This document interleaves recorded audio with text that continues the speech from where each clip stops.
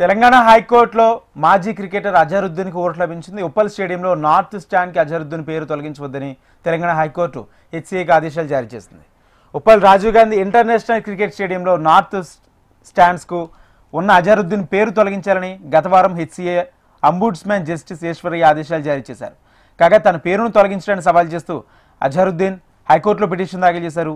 ఈ పిటిషన్పై విచారణ చేసిన ధర్మాసనం తదుపరి ఆదేశాలు ఇచ్చే వరకు ఎలాంటి చర్యలు తీసుకోవద్దని హెచ్సిఏను హైకోర్టు ఆదేశించింది.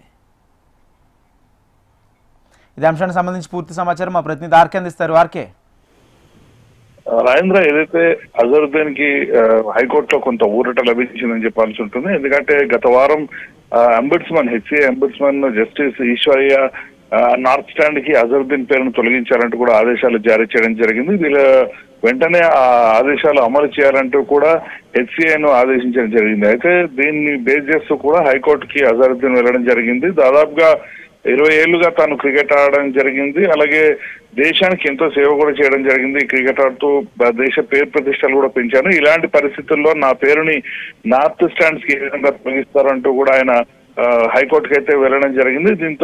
దీనిపైన విచారణ చేసిన హైకోర్టు ఈ ఉప్పల్ స్టేడియంలో నార్త్ స్టాండ్ కి అజరుద్దీన్ పేరును తొలగించొద్దని చెప్పడం జరిగింది. అలాగే దీనికి సంబంధించిన హెచ్సిఏ కూడా ఆదేశాలు అయితే హైకోర్టు జారీ చేసింది. మరోవైపు దీనిపైన ప్రస్తుతానికైతే స్టే ఇవ్వడం జరిగింది. అజరుద్దీన్ పిటిషన్ పైన మంగళవారం పూర్తి స్థాయిలో విచారణ చేపట్టి అలాగే తాము తదుపరి ఆదేశాలు ఇచ్చే వరకు కూడా ఎలాంటి చర్యలు తీసుకోవద్దంటూ కూడా హెచ్సిఏనైతే హైకోర్టు అయితే ఆదేశించడం జరిగింది. దీంతో కొంత ఇబ్బందులు పడినప్పటికీ కూడా ఏదైతే అజరుద్దీన్ కి కొంత ఊరట లభించిందని చెప్పాల్సి ఉంటుంది.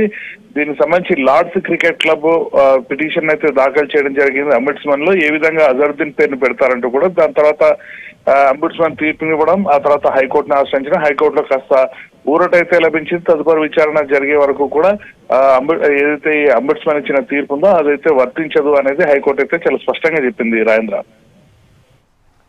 Thank you RK.